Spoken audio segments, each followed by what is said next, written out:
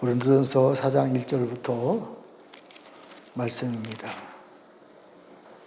신약성경 266페이지.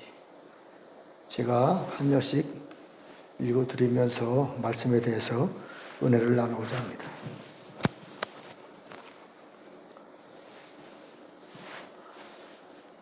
사람이 마땅히 우리를 그리스도의 일꾼이요 하나님의 비밀을 맡은 자로 여길지어다. 그리고 맡은 자들에게 구할 것은 충성이니라. 너희에게나 다른 사람에게나 판단받는 것이 내게는 매우 작은 일이라. 나도 나를 판단하지 아니하노니 내가 자책할 아무것도 깨닫지 못하나 이로 말미암아 의롭다함을 얻지 못하노라. 다만 나를 심판하시리는 주시니라. 그러므로 때가 이르기 전 곧 주께서 오시기까지 아무것도 판단하지 말라. 그가 어둠에 감춘 것을 드러내고 마음의 뜻을 나타내시리니 그때 각 사람에게 하나님으로부터 칭찬이 있으리라. 주님이 공중에 강림하시기 전까지는 감춰져 있는 비밀입니다. 지금 교회 시대잖아요. 교회 영원한 교회에 복음이 있고 우리가 예수를 믿음으로 말미암아 구원을 얻었습니다. 그러나 이것은 감춰져 있는 비밀 중에 하나예요. 교회를 통해서 하나님이 완성된 하나님의 모든 것이 드러내는 것이 아니에요. 주님이 오실 때, 주님이 공중에 강림하실 때에 모든 비밀한 것들이 드러나는 거예요. 그 전까지는 감춰져 있는 이 내용입니다.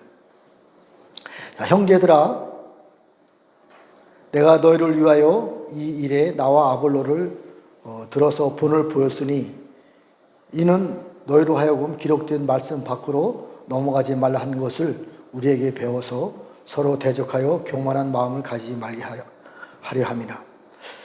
누가 너를 남달리 구별하였느냐? 내게 있는 것 중에 받지 않은 것이 무엇이냐? 네가 받았은즉 어찌하여 받지 않은 것 같이 자랑하느니라. 자, 잘 들어보세요. 8절에 있는 말씀입니다. 너희가 이미 배부르며 이미 풍성하며 우리 없이도 왕이 되었도다. 우리가 너희와 함께 왕 노릇하기 위하여 참으로 너희가 왕 되기를 원하노라. 잘 들어보세요. 이 왕과 제사장과 사도들과 선지자들에 관한 말씀이 여기에 정말 깊은 내용이 숨겨져 있습니다. 제가 다시 한번 읽어드리겠습니다. 7절. 누가 너를 남달리 구별하였느냐? 내게 있는 것 중에 받지 않은 것 같이 무엇이냐? 네가 받았은즉 어찌하여 받지 않은 것 같이 자랑하느니라. 너희가 이미 배부르며 이미 풍성하며 우리 없이도 왕이 되었도다. 우리가 너희와 함께 왕 노릇하기 위하여 참으로 너희가 왕 되기를 원하노라. 그러나 그 뒤에 정말 놀라운 말씀입니다. 자, 9절. 내가 생각하건대 하나님이 사도인 우리를 죽이기로 작정된 자같이 끄트머리에 두셨음에 우리는 세계 곧 천사와 사람에게 구경거리가 되었노라. 우리는 그리스도 때문에 어리석으나 너희는 그리스도 안에서 지혜롭고 우리는 약하나 너희는 강하고 너희는 존귀하나 우리는 비천하여. 굉장히 중요한 말씀입니다. 이미 지금 교회 시대 끝자락에 와 있어요. 지금 전 세계 열방은 신사도 운동이라 그래가지고 사도들이 드러났습니다. 하나님이 세워주는 것이 아니라 자기네들끼리 능력과 권세가 있고 기사회적인 사람들이 신사도들이다. 자기네들끼리 이게 회를 결성을 해서 신사도 운동을 행하고 있습니다. 이것이 잘못됐다 잘됐다 우리는 말할 수 있는 입장은 아닙니다. 그러나 성경의 말씀에 비춰볼 때 이들이 가지고 있는 내용하고 8절에 있는 내용은 똑같습니다. 지금 전 세계에 유명한 신사도 운동 하시는 분들은요, 자가용 비행기들이 거의 다 있어요. 재산이요 수십억, 말할 수가 없어요. 부와 명예와 또 실제로 그들 능력이 있으니까 많은 사람들이 그들을 따라다니는 거죠. 모든 것이 다 갖춰졌습니다. 이들을 갖다가 사도 바울은 왕이라고 해요. 왕이라고 합니다. 너희들이 왕이 되었다. 그러나 하나님은 사도들 끝자락에 서 있는 사도들의 모습을 보면 왕 되는 것을 원하지 않습니다. 자, 그들이 계속해서 사도들에 관한 말씀이 나옵니다. 다시 한번 제가 너무 중요한 말씀이기 때문에 9절의 말씀을 읽어드리겠습니다. 내가 생각하건대, 사도 바울이 생각하건대 하나님이 사도인 우리를 죽이기로 작정된 자같이 끄트머리에 두셨음에 우리는 세계 곧 천사와 사람에게 구경거리가 되었노라.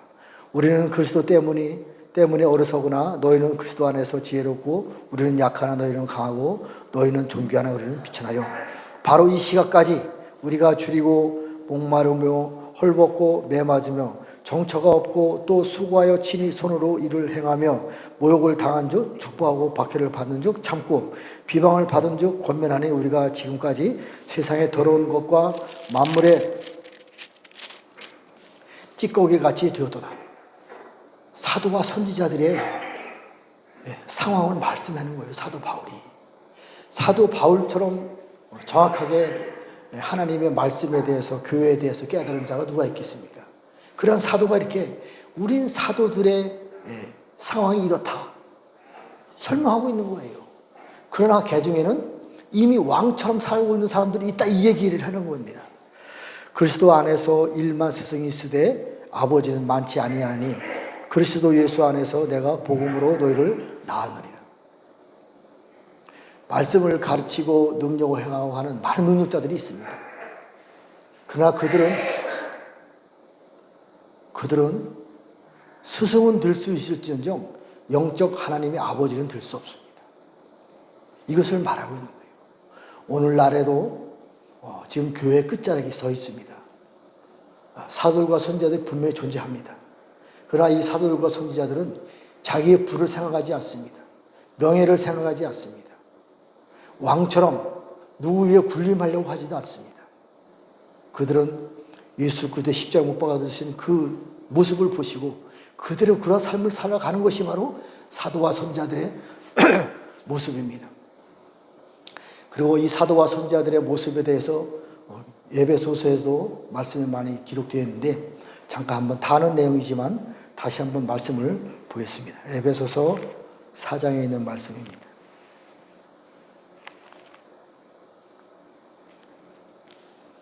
제가 봉독해 드리겠습니다. 4장 11절. 그가 어떤 사람은 사도로, 어떤 사람은 선지자로, 어떤 사람은 복음 전하는 자로, 어떤 사람은 목사와 교사로 삼으셨으니 이것이 이른비의 성령님에 의한 오중직임 사역을 말하는 것입니다. 그리고 이 사도들에 대해서 12절에 이는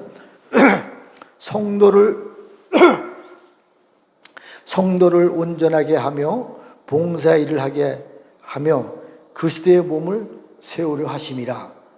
이것이 바로 오중직임 사역에 대한 사역을 나타내는 것입니다. 그 뒤에 말씀이 잘 들어보세요. 우리가 다 하나님의 아들을 믿는 것과 아는 일에 하나가 되어 온전한 사람을 이루고 그리스도의 장성한 분량이 충만한 데까지 이르리라. 이것은 사도와 선지자들 얘기하는 것이 아닙니다. 사도와 선지자들 그 이외 너머에 하나님의 능력을 가지고 행해야 될 일들을 해라 이 얘기입니다. 그리스도의 장성한 분량까지 성장해서 해야 될 일들이 있다 이 얘기입니다. 이는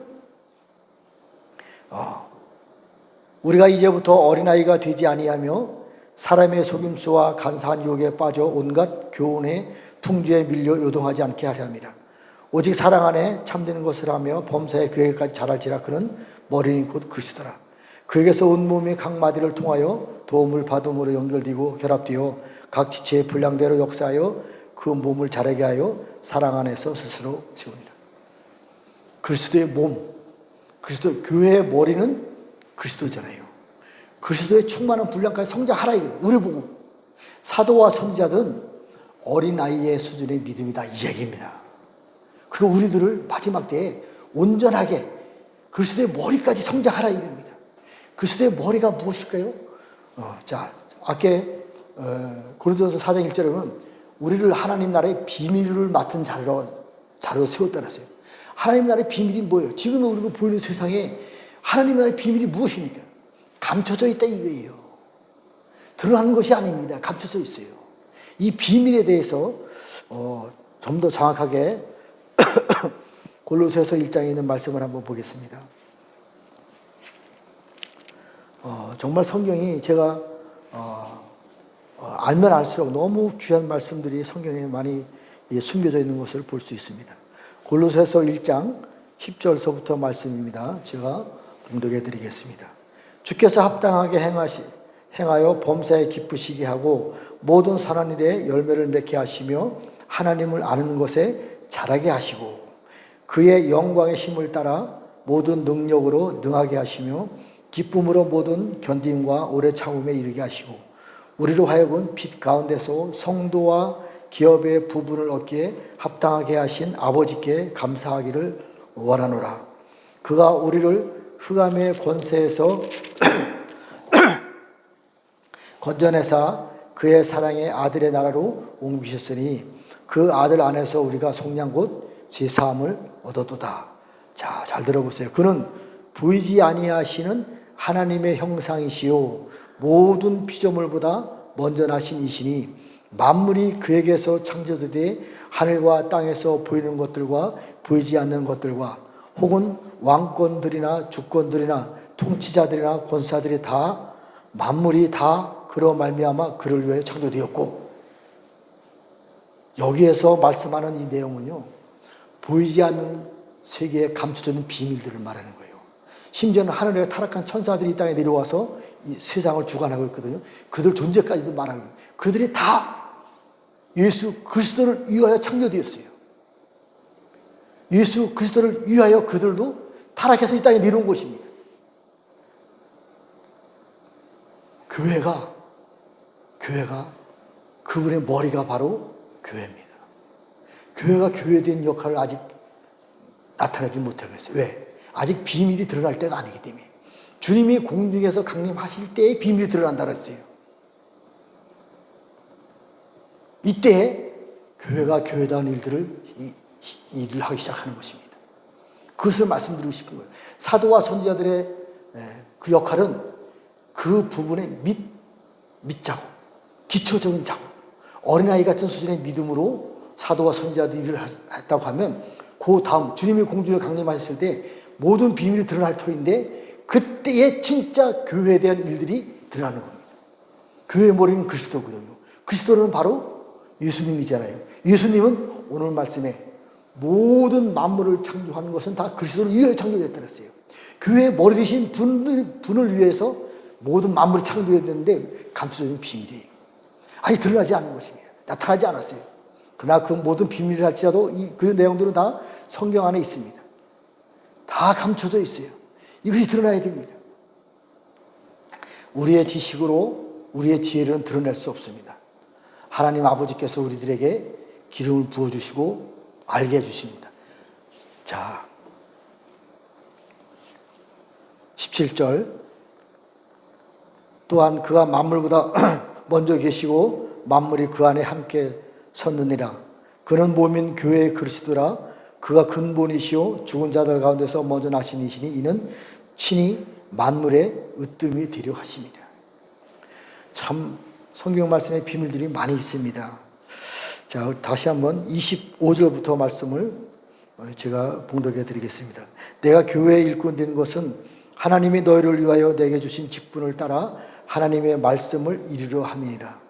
이 비밀은 만세와 만대로부터 감추었던 것인데 이제는 그의 성도들에게도 나타났고 하나님이 그들로 하여금 이 비밀의 영광이 이방인 가운데 얼마나 풍성한지를 알게 하려 하심이라.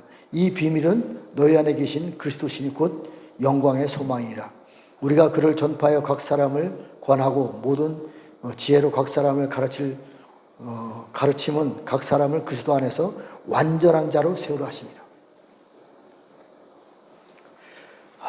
정말 우리의 비밀은 교회고 교회의 비밀은 예수 그리스도입니다. 그리고 예수 그리스도의 머리가 되신 그분이 우리의 머리가 되어야 돼요. 그분이 모든 창세 전에 저 천국 전의 사건들도 다 그분을 위해서 모든 것이 계획되어 있어요. 이것을 이해해야 돼요. 자,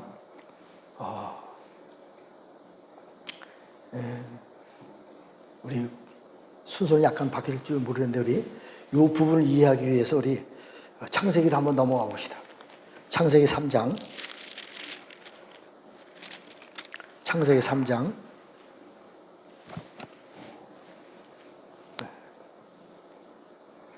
제가 3장 1절서부터 한번 창세기 3장 1절서부터 봉독해 드리겠습니다. 그런데 뱀은 여호와 하나님이 지으신 들짐승 중에 가장 강교하니라. 뱀이 여자에게 물어 이르되 하나님이 참으로 너희 동산 모든 나무와 열매를 먹지 말라 하시더냐. 여자가 뱀에게 말하되 동산 나무의 열매를 우리가 다 먹을 수 있으나 동산 중앙에 있는 나무의 열매는 하나님의 말씀에 너희는 먹지도 말고 만지지도 말라. 너희가 죽을까 하노라 하셨느니라. 뱀이 여자에게 이르되 너희가 결코 죽지 아니하니라. 너희가 그것을 먹는 날에는 너희 눈이 밝아져 하나님과 같이 되어 선악을 알 줄을 하나님이 아심이라.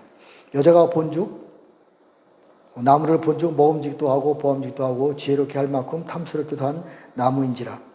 여자가 그 열매를 따먹고 자기와 함께 있는 남편에게도 주임에 그도 먹은지라. 이에 그들의 눈이 밝아져 자기들의 벗은 줄 알고 무화과나무 잎을 엮고 치마로 삼았더라. 그들이 그날 바람이 불 때에 동산에 거느시는 여호와 하나님의 소리를 듣고 아담과 그의 아내가 여호와 하나님의 낯을 피하여 동산 나무 사이에 숨은지라. 여호와 하나님이 아담을 부르시며 그에게 이르시되 네가 어디 있느냐. 이르시되 내가 동산에서 하나님의 소리를 듣고 내가 벗었으므로 두려워하여 숨었나이다. 이르시되 누가 너의 벗었음을 내게 알렸느냐. 내가 먹지 말라 명한 그 나무 열매를 내가 먹었느냐. 아담이 이르시되 하나님이 주셔서 나와 함께 하신 여자 그가 그 나무 열매를 내게 줌으로 먹게 하였나이다. 여호와 하나님이 여자에게 이르시되 네가 어찌 이렇게 하였느냐. 여자가 이르되 뱀이 나를 낌으로 내가 먹었나이다. 여호와 하나님이 뱀에게 이르시되 네가 이렇게 하였으니 네가 모든 가축들과 들의 모든 짐승보다 더욱 저주를 받아 배로 다니고 살아있는 동안 흙을 먹을지니라. 내가 너를 여자와 원수가 되게 하고 네 후손도 여자의 후손과 원수가 되게 하리니 여자의 후손은 네 머리를 상하게 할 것이요 너는 그의 발꿈치를 상하게 할 것이라 하시고 또 여자에게 이르시되 내가 내게 임하신 고통을 크게 더하리라. 내가 수고하고 자식을 낳을 것이며 너는 남편을 원하고 남편은 너를 다스릴 것이라 하시고 아담에게 이르시되 네가 내 아내의 말을 듣고 내가 내게 먹지 말라 한 나무 열매를 먹었은즉 땅은 너로 말미암아 저주를 받고 너는 내 평생에 수고하여 소산을 먹으리라. 땅이 네게 가시덤불과 엉겅퀴를 낼 것이라. 네가 먹을 것은 밭의 채소인즉 네가 흙으로 돌아갈 때까지 얼굴에 땀을 흘려야 먹을 것이니라. 네가 그것에 취함을 입었습니다. 너는 흙이니 흙으로 돌아갈 것이니라 하시니라. 이 에덴 동산의 사건이요. 잘 들어보시면요. 하늘나라, 이 땅이 우리가 살고 있는 우주가 창조되기 전 하늘나라의 사건하고 똑같습니다. 이것이 이해가 돼야 돼요. 주기도문에 하늘에서 뜻이 이루어진 것 같이 이 일이 하늘에서 이미 있었어요. 그리고 이 땅에 에덴 동산을 만드시고 똑같은 일이 또 거기에서 또 있었어요. 일이 벌어진 것입니다. 맨 마지막 때, 지금이 맨 마지막 때잖아요. 주님이 공중에 오실 때 이런 일들이 실제로 이 세상에 똑같이 일어납니다. 자, 우리의 육체는 흙에서 왔어요. 우리 육체가 죽어야 돼요. 흙으로 돌아갑니다. 선악과를 따먹으로 말미암아 육체 안에 사단의 나무의 열매들이 더 들어왔어요. 그렇지 않아도 죽을 수밖에 없는 연약한 육체인데 선악과 나무 열매가 우리 안에 들어왔어요. 완전히 우리 육체는 죽을 수밖에 없는 존재예요. 그래서 여기도 보면 선악과를 따먹고 나니까 흙으로 돌아가라. 우리 육체가 흙으로 돌아가야 돼요. 흙으로 돌아가야 됩니다. 왜? 육체가 흙으로 돌아가지 않으면 육체를 가지고 있는 선악과 나무 열매의 그 열매를 계속 맺으려고 하는 것이 육체에 대한 결론이에요. 그래서 사도들과 선지자들의 터 위에 사도들과 선지자들이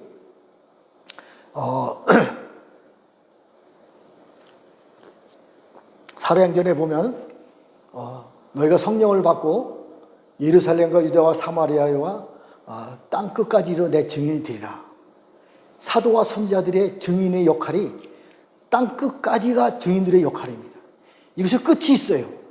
끝이 있습니다. 언제 끝이 나냐면 계시록 11장 7절에 보면 이 두 증인들이 복음을 다 증거했을 때에 사도와 선지자들의 역할이 끝이 납니다. 이때에 땅속에 숨겨져 있던 사단의 왕이 올라와서 전쟁을 일으켜서 이 두 증인들이 죽습니다. 자, 사도와 선지자들은 하나님으로부터 세상에 있는 천사들이라든가 세상에 있는 모든 사람들의 조롱거리로 선택을 받았어요. 죽을 수밖에 없는 육체의 최고의 능력을 가지고 최고의 하나님의 복음을 전하다가 결론은 죽는 것입니다. 우리 육체가, 지금의 육체가 선악과를 따먹은 그 육체하고 사도와 선지자들이 가지고 있는 육체하고 똑같아요. 이 육체가 죽어야 돼요. 육체가 죽어야만이 새로운 DNA를 가지고 하나님의 나라에 일을 할 수 있는 새로운 왕과 제사장의 길을 들어갈 수 있는 길이 열리는 겁니다.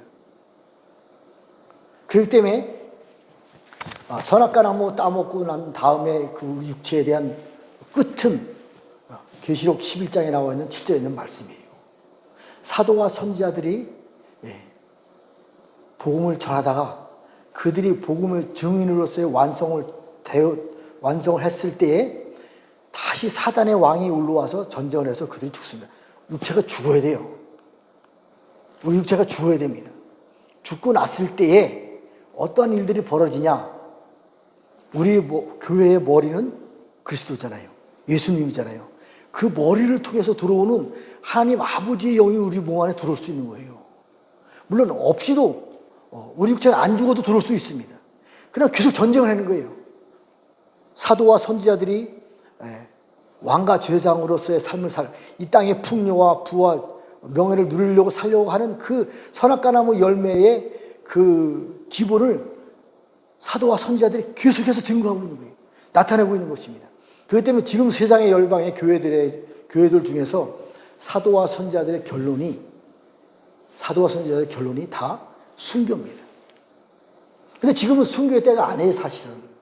물론 조금만 더 지나가면 순교의 때가 옵니다만 지금은 이 복음이 변질되어 가지고 부의 복음으로 변질되어 버리고 말았어요. 그래서 신사도 운동 하시는 분들이 세상에 부와 명예와 영광을 나타내려고 거꾸로 잘못 가고 있는 것입니다. 이게 고린도전서 학계 4장에 있는 말씀이에요. 너희들이 왕의 길을 가고 있다. 지금 잘못된 것입니다. 너희들은 지금까지 우리 시대의 끝자락에 서 있는 우리들은 육체는 사도와 선지자들의 그런 길을 갈 수밖에 없는 존재로서 우리가 하나님의 일을 나타내야 됩니다. 어쨌든 우리 육체는 죽어야 흙이니 흙으로 돌아가야 됩니다. 그랬을 때 우리 육체는 두 가지로 지음을 받았습니다. 아담아와 아파로. 이 아담아도 땅에 죽을 수밖에 없는 존재의 연약한 육체인데 여기에 하나님의 영이 새로 들어오시고 나서부터 사도와 선지자는 죽고 하나님의 영으로 기름 부음을 받은 왕과 제사장의 사역을 감당할 수 있는 새로운 능력이 우리에게 입혀지는 겁니다. 그렇기 때문에 사도와 선지자들이 죽어야 돼요. 자, 말씀의 결론을 한번 제가 계시록 21장에 있는 말씀을 가지고 결론을 한번 맺어볼까 합니다. 자, 정말 중요한 말씀입니다. 계시록 21장 1절부터 제가 말씀을 봉독해 드리겠습니다.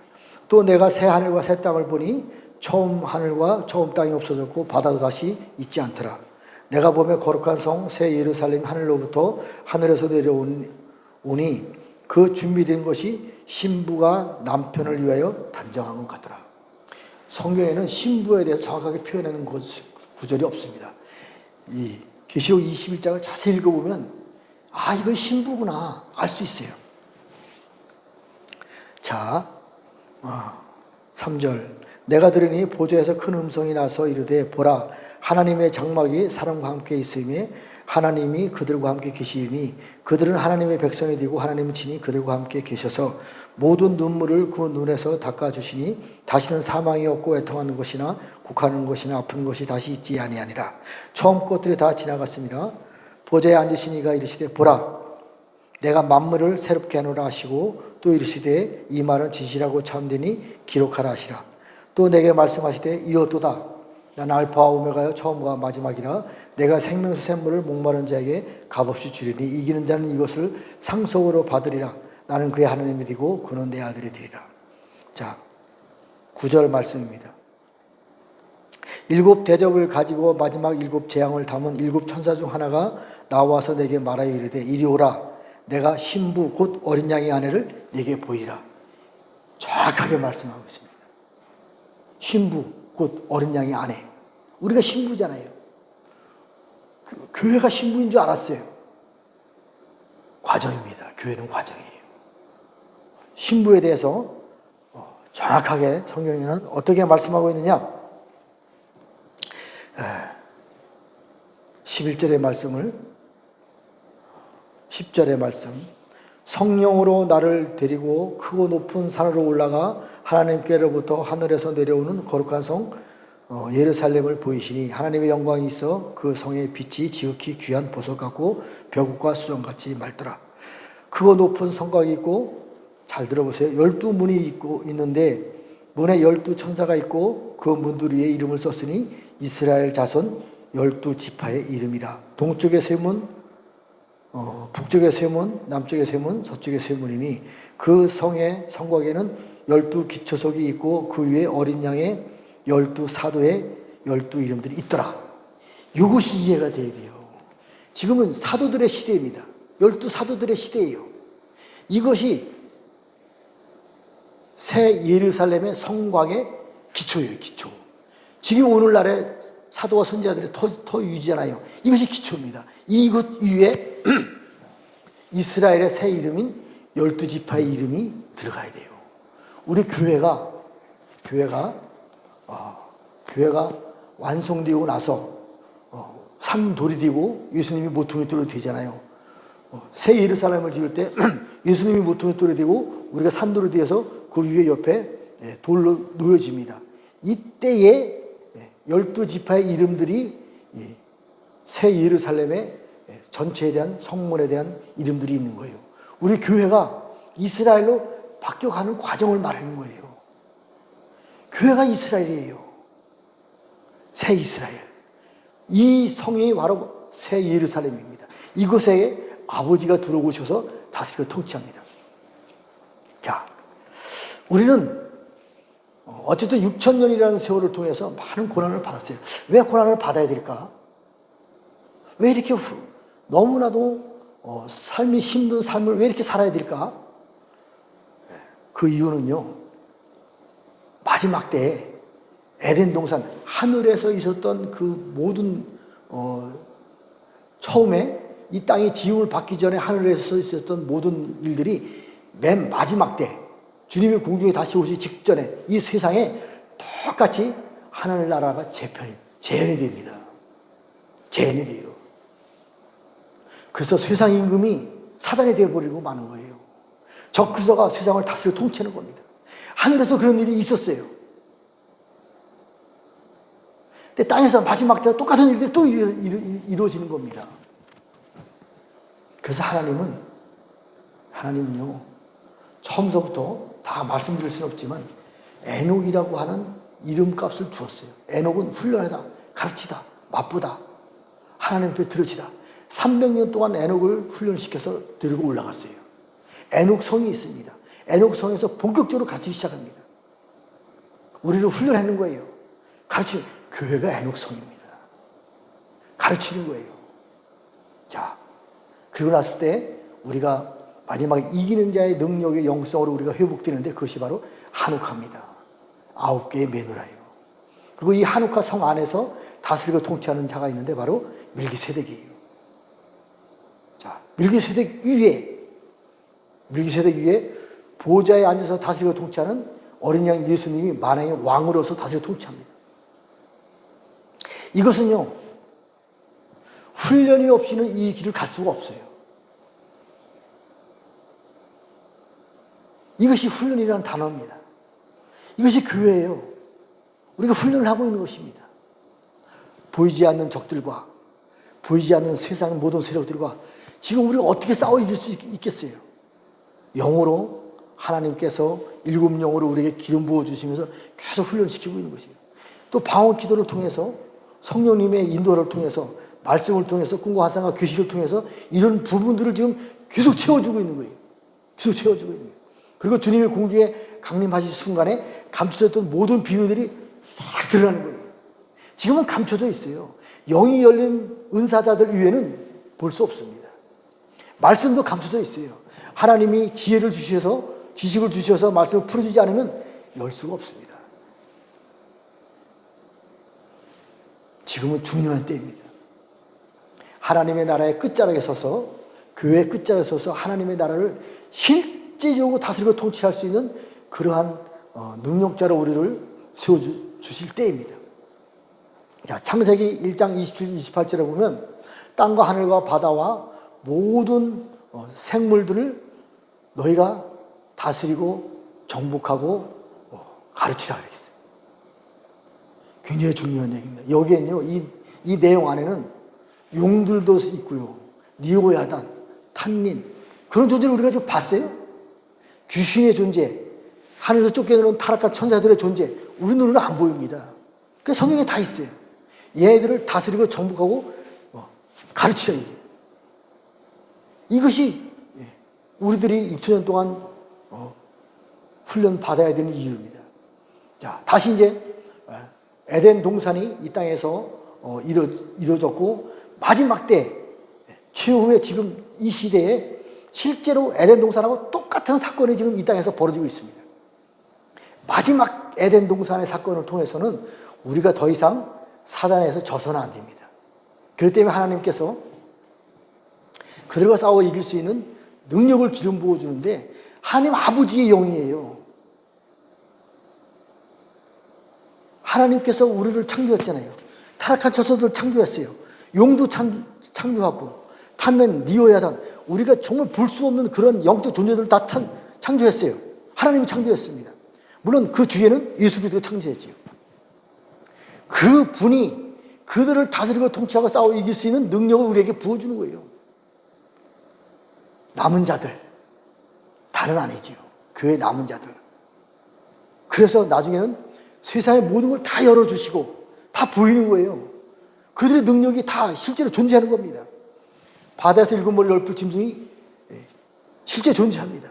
붉은 머리 일곱 머리 용 실제 존재합니다. 두 뿔 달린 용같이 말하는 짐승 실제로 존재합니다.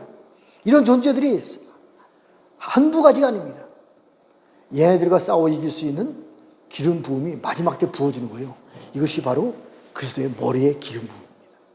그의 머리는 예수 그리스도시고, 예수 그리스도의 머리는 바로 하나님 아버지예요. 그분이 하나님의 아버지의 영이 그분의 머리를 통해서, 우리 머리를 통해서, 교회의 머리를 통해서 이 땅에 흘러보내는 것입니다. 그렇기 때문에 우리가 그들과 싸워 이길 수 있는 능력이 나타내지는 거예요. 아직은 비밀입니다. 그러나 반드시 때가 되면 그때는 멀지 않다고 생각합니다. 모든 것이 다 드러납니다. 모든 것이 다 밝혀집니다.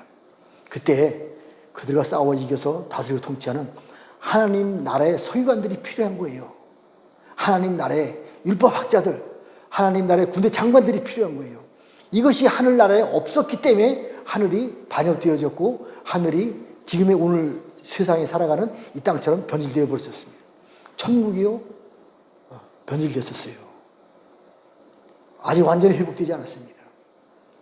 그 회복은 하늘나라의 서기관인 우리들, 하나님의 아들들인 우리들, 하나님 아버지 집의 왕과 제사장들인 우리들이 그 부분들을 완전히 회복할 것입니다. 이것이 성경에 대한 결론이에요.